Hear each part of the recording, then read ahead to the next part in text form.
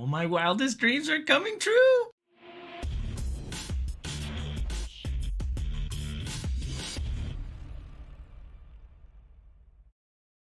What up, viewers? What up? What up? Calc Soups here, and today is Friday, November 10th. That means it's time for a quick recap of the week in video game news. Starting off with what might be the biggest game of the year. Call of Duty Modern Warfare 3 has launched today, although it's been in early access for, I think, the first half of the week. And it is not reviewing well. Currently, the Metacritic isn't aggregated yet, but I've already seen the IGN and GameSpot reviews. I'll have a link down below to the kind of review roundup. But everybody's kind of giving it somewhere between a 4 and a 6, which is low even for a Call of Duty game. I know that the last several years of Call of Duty games have been somewhere in the 70s, which even then wasn't desirable. Now those scores only reflect, I believe, the first player or the single player campaign, which I've already having read a little bit and heard from friends. The open worldness doesn't feel very open, and the map seems like reused and rehashed. So it just seems like it was rushed out, even though the developers defend themselves and say it wasn't rushed at all.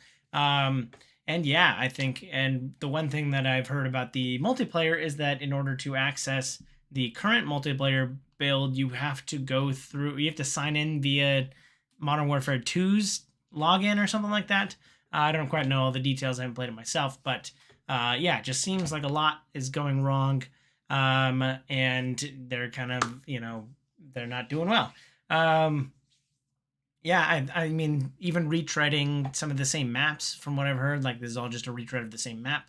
Even the open world game design, like while it would feel cool and potentially Far Cry-esque, it just seems like you're doing a randomized mission for randomized mission's sake, and I don't know that the story's even there. If Call of Duty storylines are even something to write home about. So yeah, I think that, and even the marketing seems somewhat lazy. In the fact that we've had M&Ms to like collapse playing over the trailer for a Modern Warfare or for a Call of Duty game several times now, so this just seems iterative. While I don't know how this will affect sales or anything like that, and I do, somewhat chagriningly say that it will be the biggest game of the year. I'm curious when people will get off, and we might potentially see something bigger than Call of Duty. But for now, let me know if you picked it up, what you think of the content so far, and hopefully I can get onto something more positive. Slightly more positive. There was a teaser for Bloodlines 2. So we got news earlier this year that it was being picked up by the Chinese Room, creators of Everyone's Gone to Rapture and a couple other walking sims. And all we got was like a 15-second trailer, so I don't want to overhype it or anything like that. But just like showing me what the game's gonna look like and showing me like what combat will look like, got me interested. Like, I was already very interested because it's already got all the words in front of it that I want. Vampire the Masquerade, Bloodlines 2. It talked about one of the clans within the VTM. Yeah, just showed 10, 15 seconds of gameplay, and that kind of gave us a little bit of sense of what the world's going to look like, what movement's going to look like, what interacting with it's going to look like, and just the general vibe. And all that kind of like seemed like it was going in the right direction for me. I won't, I'll probably pick it up, or I haven't pre-ordered it yet, but I'll probably pick it up, day one regardless. But I just got a little bit more excited. It was only 15 seconds, so you could probably spare 15 seconds to check it out for yourself and let me know what you think down below.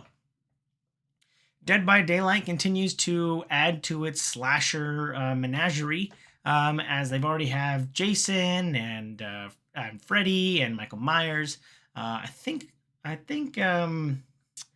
Ghostface is in there as well. The latest one that latest DLC killer that they're adding is Child's Play. Yeah, Chucky is coming to Dead by Daylight. So I'm just so surprised that they keep getting the licenses for all of these kind of slasher things, bringing them back to the forefront of the zeitgeist. And yeah, I bet I haven't picked up Dead by Daylight in quite some time, but if people are still playing Dead by Daylight or pick it up occasionally, I think that there's constantly adding content, and I love to see it. So let me know what you think of the game, and if you're looking forward to checking out the new Chucky DLC. as I talked about in the cold open, every thought that anyone who's a Nintendo fan has ever had is what would it look like if you put Zelda on the big screen? And now that thought is coming to fruition. Nintendo has partnered up with Sony to create a live action version of the Zelda movie. So not even like an Illumination, animated movie. This is a live action version, which started this speculation on who's going to play what. I think someone put out a fan trailer fan casting The Rock as Ganon, although one of my friends quickly pointed out that The Rock isn't allowed to lose contractually, and Ganon, being the bad guy, has to lose. So obviously that means Dave Bautista's got to be Ganon. I think the most compelling argument I've heard for Link is to put Timothée Chalamet in the boots, which I think would be interesting. He's already playing one of my favorite characters in Paul Atreides in the Dune movies, so I guess I got to be fine with him there. I do think Wonka is probably going to take a hint to his reputation, but yeah, I think that'd be interesting. I know Justice Smith and a couple other people were fan casting as well. The kid from the Percy Jackson. Yeah, the Percy Jackson the show. I think they've already started talking about what would it be like if you got a younger kid to do it. By younger I mean like 14-year-old. So yeah, I think lots of speculation. Even the funny ones like Chris Pratt and Jack Black as Link and Ganon. Yeah, I'm curious who you think should play each of these characters down below in the comments. But I'm just excited to have what I guarantee. And there's one that I feel really strong about. It's Alan Tudyk playing Navi, just because he plays the voice of every kind of one-off, character, sidekick character. So it'd be funny to kind of see that happen as well. But let me know what you think and what your fan casts are down below. Moving right along, we talked a little bit about Netflix's Geeked Week, and so we got a little bit more reaction to it. The biggest thing, I think, for everybody coming out of Geeked Week last week, or part of this week, was Arcane Season 2. Now, it is still a year away, but it is just a year away. So if you didn't, if you were wondering when Arcane was going to come out, now we know that it is just 1 year away. So November 2024, we'll be able to watch more Arcane. I'm very curious what they're going to do with the story, and just excited to get more Arcane content, because that was quite a big deal, I think, last year when it came out. So looking forward to more Arcane sometime soon, and maybe an official soundtrack for Arcane Season 1, because I want that. Please, thank you. Moving right along, it's already been, checking my notes, a year and a half since since the Steam Deck came out, and they're already coming out with a new version.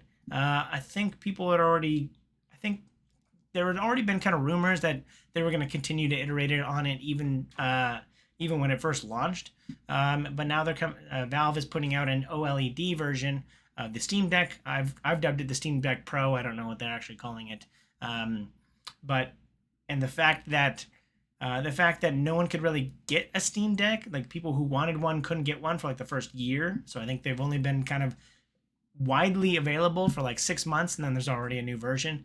I'm curious what the thought process is there, or if they, and I already saw that someone over at Valve is bragging about millions and millions of Steam Decks sold.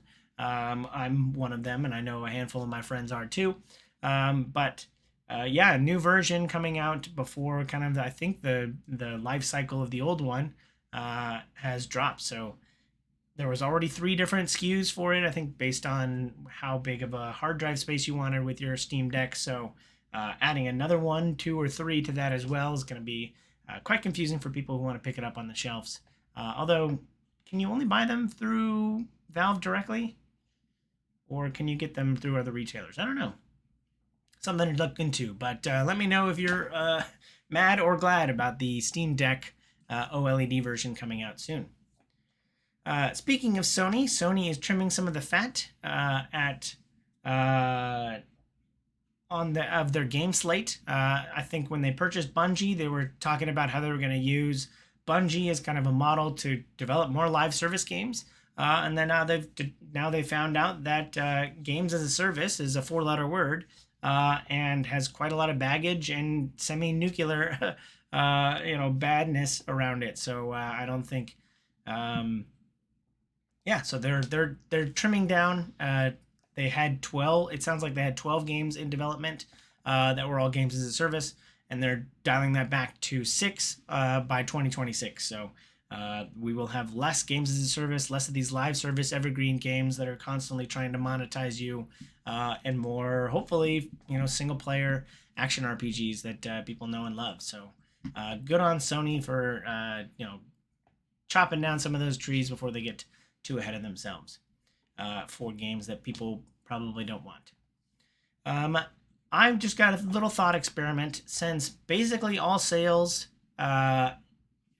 start, like Black Friday sales start all the way up in like till December, and we've got early Black Friday November. We've got early Black Friday sales. I saw like hundreds of articles this week just talking about sales that are coming up and that are already going across all major retailers. I think we should just rename the month. So let me know what you think. The month of November should be renamed to represent this new festive time of just buying everything at discount. I have two going in my head. I don't know if it's Salesvember or Salesember. But those I think that's one kind of entity, and then Novo Promo. It rolls off the tongue, so I think I like Novo Promo. But let me know what you think. The new month of December or the new month of November should be called. I'll have a link down below. There was the main link will be to an Amazon buy two get one on video games. So some pretty cool discounts on games if you want to buy two and get one free. So looking forward to checking that out and getting some discounted games sometime soon. Moving right along, the winner of Steam Next Fest, Enshrouded, is a survival action RPG or survival RPG. And as someone who is kind of trying to fill the void that Mines of Moria left in my survival gameplay, the game, I don't have to wait much longer because the game is launching. In January 24th, 2024. So I'd also watched the trailer this week, and it gave me kind of Fable-y vibes. I don't know if it was just the narrator or the kind of third-person point of view, like really tightly behind your character. But Enshrouded looks like a really good game. So I'm already starting to hype up my friends, and maybe we can play that as a new survival crafting game together in January.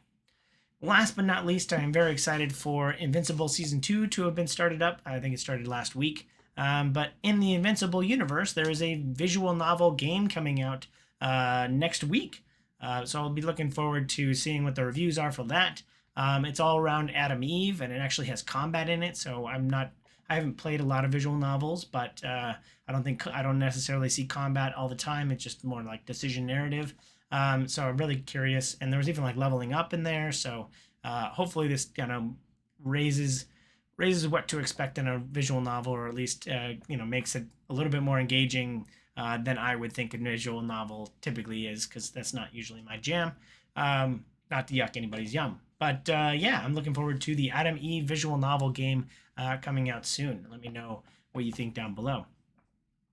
If there's anything you feel I forgot, feel free to comment down below. But as always, thanks for watching. I hope you enjoy this content. If you do, please follow, like, and subscribe to me on YouTube and Twitch so you can see more great content like this. I'll have links down below in the description.